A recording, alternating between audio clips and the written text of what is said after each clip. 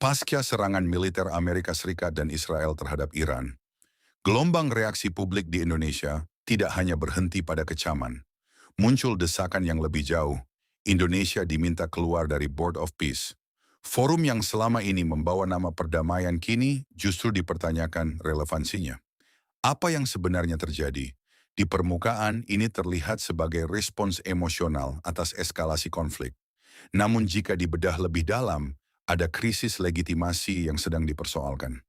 Sebuah forum yang mengusung misi dialog dan stabilitas global dinilai gagal, menunjukkan efektivitasnya ketika salah satu aktor kunci justru terlibat dalam aksi militer besar. Bagi sebagian publik, ini bukan sekadar ironi, tetapi kontradiksi mendasar.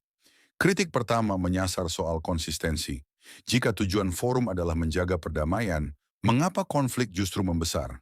Serangan lintas negara dengan risiko eskalasi regional memperlihatkan bahwa mekanisme pencegahan konflik tidak berjalan optimal.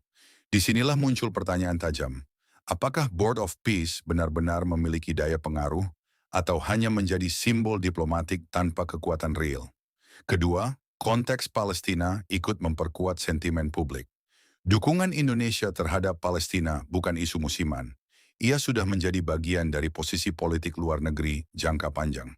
Ketika Israel terlibat dalam eskalasi militer terhadap Iran, sebagian masyarakat melihatnya sebagai pola yang konsisten dengan ketidakseimbangan arsitektur keamanan kawasan. Dalam persepsi ini, forum perdamaian yang melibatkan aktor-aktor tersebut dianggap tidak netral dan kurang menghasilkan solusi adil. Maka tekanan moral terhadap pemerintah Indonesia pun menguat. Ketiga, ada dimensi hukum internasional. Serangan terhadap kedaulatan suatu negara selalu memunculkan perdebatan tentang kepatuhan terhadap prinsip piagam PBB. Jika norma dasar penggunaan kekuatan dianggap dilanggar dan forum multilateral tidak mampu mencegah atau memitigasi eskalasi, maka keanggotaan di dalamnya menjadi bahan evaluasi. Sebagian publik menilai Indonesia harus menunjukkan konsistensi dengan prinsip bebas aktif dan penegakan hukum internasional. Namun di balik desakan itu, ada sisi strategis yang lebih kompleks. Keluar dari forum internasional bukan keputusan sederhana. Dalam diplomasi, berada di dalam struktur seringkali memberi ruang untuk mempengaruhi arah kebijakan dari dalam. Jika Indonesia keluar, apakah pengaruhnya akan lebih kuat? Atau justru kehilangan akses komunikasi strategis dengan negara-negara besar? Disinilah dilema muncul. Di satu sisi ada tekanan moral dan tuntutan konsistensi nilai. Di sisi lain, negara harus mempertimbangkan dampak jangka panjang terhadap hubungan bilateral, kerjasama ekonomi, dan posisi tawar global. Indonesia memiliki kepentingan luas dengan Amerika Serikat, baik dalam perdagangan, investasi, maupun kerjasama pertahanan. Setiap langkah diplomatik akan dibaca sebagai sinyal politik. Selain itu, keputusan keluar bisa menciptakan preseden. Jika setiap ketidaksepakatan berujung pada penarikan diri, maka ruang dialog multilateral akan semakin menyempit. Padahal dalam geopolitik, dialog, meskipun tidak sempurna, seringkali lebih efektif daripada isolasi. Pertanyaannya kemudian bergeser, apakah tekanan publik ini murni soal efektivitas forum, atau juga tentang simbol sikap tegas terhadap eskalasi militer?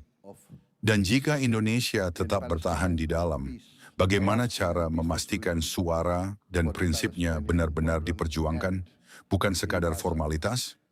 Isu ini pada akhirnya bukan hanya tentang Board of Peace, tetapi tentang arah politik luar negeri Indonesia.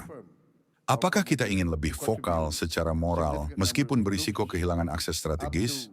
Atau tetap berada di dalam sistem untuk mencoba mempengaruhi dinamika dari dalam meskipun dengan kompromi tertentu? Inilah ujian nyata diplomasi Indonesia. Setiap pilihan memiliki konsekuensi, baik reputasional maupun strategis. Dan keputusan apapun akan membentuk persepsi dunia terhadap konsistensi dan ketegasan Indonesia dalam menghadapi konflik global. Menurut Anda, Indonesia seharusnya mengambil langkah keluar sebagai bentuk sikap tegas atau tetap bertahan demi menjaga ruang dialog dan pengaruh strategis? Sampaikan pandangan Anda di kolom komentar. Jangan lupa like, share, dan subscribe untuk analisa politik dan geopolitik yang kritis dan mendalam.